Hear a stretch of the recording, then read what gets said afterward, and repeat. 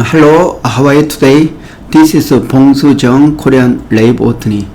Today I'd like to introduce contractual working hours. So why this contractual working hours is used, also why it is used, also where it can be used.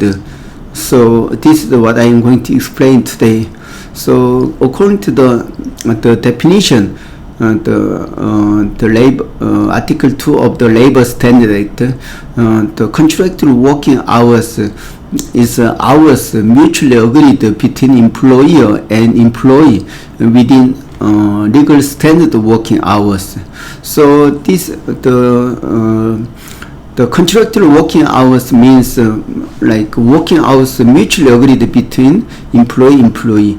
So it is it should be made within the legal standard working hours. So legal standard working hours means 8 hours per day and 40 hours per week. So when employer design working hours, it must be within those standard working hours. So if employer design more than the legal standard working hours, like 10 hours per day or 42 hours per week, then that is violation. So Labor Standard Act, especially Article 17, composition composition of the employment contract.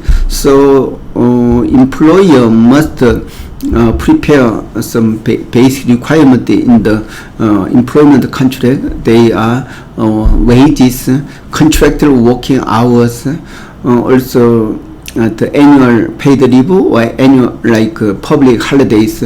So those should be in the employment contract. So before year 2007, it used to be just working wage and working hours. So that means before that the inclusive wage was possible, as long as it exceeded more than minimum wage, it was okay to include the overtime or holiday work additionally in the working hours. But after revision of labor law in 2007, so every employment contract must have wage and contractual working hours. So contractual working hours should be made within legal standard working hours. So that is why it's important.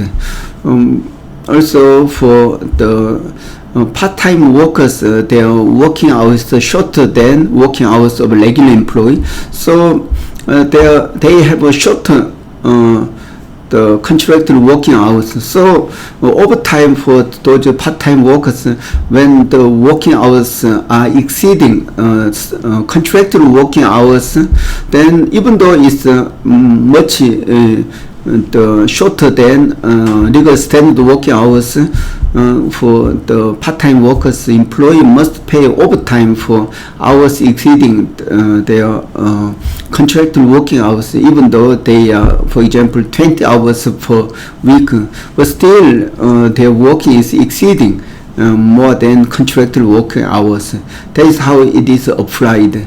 So this contractual working hours is used very strictly for as a composition of the employment contract, or when they calculate the ordinary wage. So ordinary wage is calculated as hourly wage. So in order to calculate hourly wage, they must have working hours certain period of time. Like when they pay the monthly, then their the monthly contractual working hours, it includes working hours per day and per week, plus when they pay the weekly holiday, then it will, for example, it will be 40 hours plus 8 hours, then 48 hours, then times the 4.30 weeks, then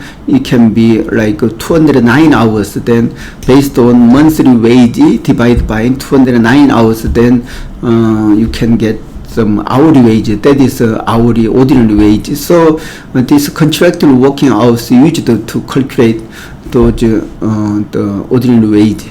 Okay, this is about some the ordinary like contractual working hours.